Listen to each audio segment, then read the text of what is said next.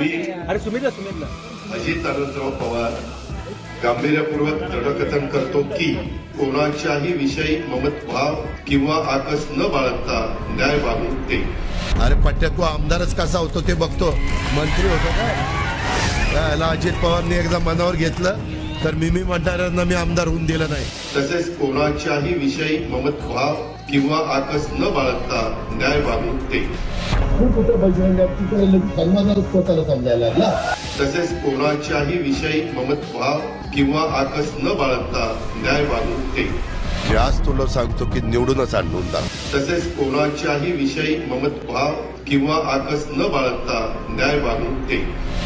हे निधी काय लागेल तो निधी त्या ठिकाणी द्यायला आम्ही सहकार्य करू. पण तसं आमच्या मशीनमध्ये पण त्यावशी दाबा कसा